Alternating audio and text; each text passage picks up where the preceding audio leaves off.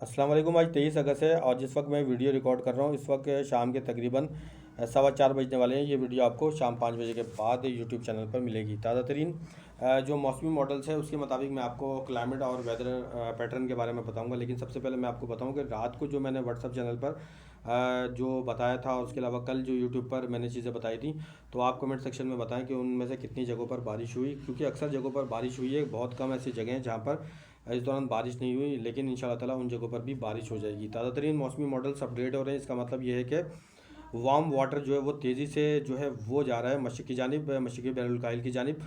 और इसके बाद जो एल नीनो की शिद्दत में मज़ीद इजाफे के ख़तरात नज़र आते हैं। और इसके बाद जो एक वॉकर सर्कुलेशन अगर चेंज होता है जो काफ़ी हद तक कमज़ोर हो जाएगा आने वाले दिनों में। और अगर ये उलटता है, चेंज होता है और इंडियन ओशन डाइपोल और समंदर का टेम्परेचर बढ़ता है, तो इसका मतलब ये होगा कि समुद्री तूफ़ान जो है वो अक्टूबर के महीने में बन सकते हैं।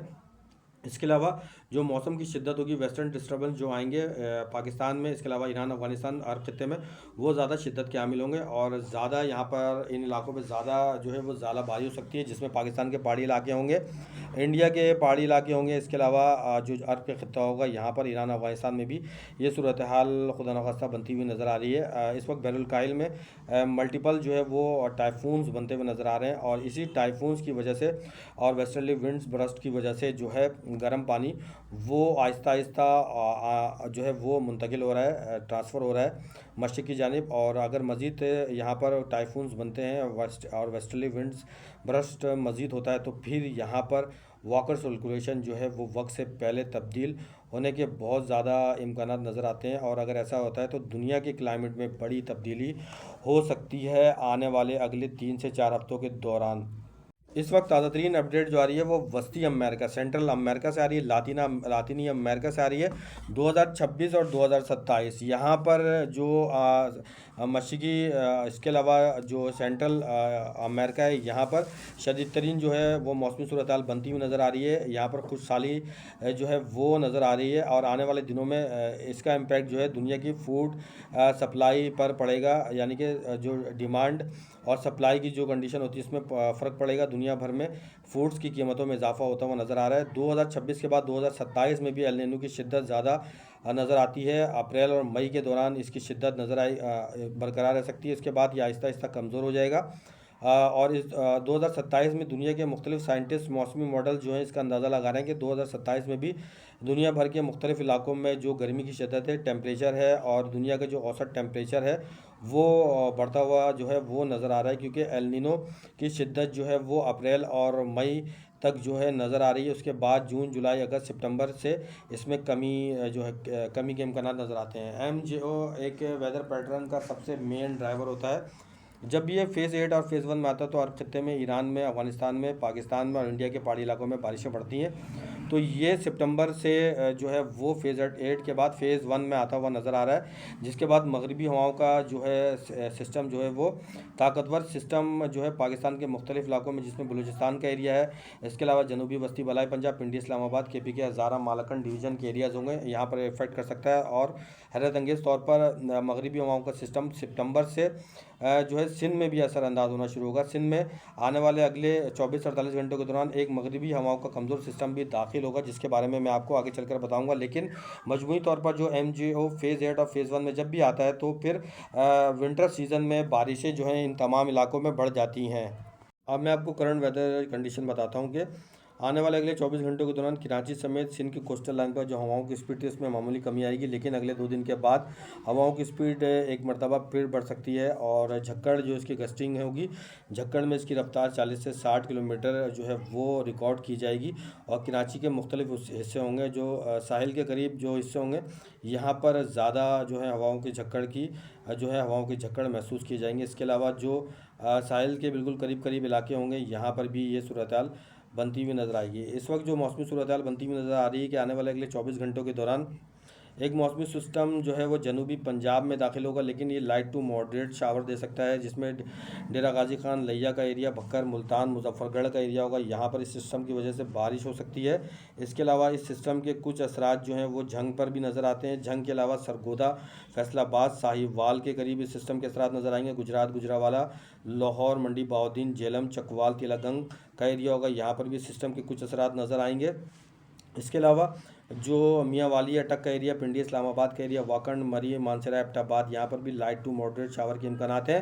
इसके अलावा जो मौसमी सिस्टम होगा वो कुछ जो है वो नज़र आएगा साहिवाल के करीब करीब, पाकपतन का एरिया है, यहाँ पर इस सिस्टम की वजह से बारिश हो सकती है। इसके अलावा इस सिस्टम के जो असरात नज़र आएंगे वो कोटद्दू का एरिया होगा, यहाँ पर इस सिस्टम के असरात नज़र आएंगे। खुशाब का एरिया, शोरकोट का एरिया होगा, यहाँ पर भी इस सिस्टम की वजह से चंद जगहों पर बारिश के कुछ इम्कानात नज़र आते हैं। मजमूई तौर पर जो मानसून में अब एक ब्रेक आता हुआ नज़र आ रहा है, मानसून ब्रेक हो रहा है, इस वजह से इंडिया और पाकिस्तान के अक्सर इलाके, जिसमें पाकिस्तान के पंजाब का एरिया होगा, इसके अलावा इंडिया का पंजाब है, राजस्थान है, यहाँ पर बारिश में कमी आती हुई नज़र आ रही है। आने वाले अगले 24 घंटे के दौरान शोरकोट में भी बारिश हो सकती है। इसके अलावा लकी मरवत का एरिया, डेरा इस्माइल खान का एरिया है, यहाँ पर बारिश हो सकती है। इसके अलावा पिशावर, मर्दान, सवाबी, कर्क, हंगू का एरिया है, बन्नू का एरिया है, सद्दा का एरिया है, यहाँ पर लोअर दीर, अपर दीर का एरिया, बटखेला का एरिया है, यहाँ पर भी बारिश हो सकती है। इसके अलावा जो बारिश होगी वो बडग्राम, मुजफ्फराबाद, कश्मीर, गिलगित बल्तिस्तान, यहाँ पर भी बारिश का सिलसिला जारी रहेगा। यहाँ पर लैंड स्लाइडिंग के खतरात जो हैं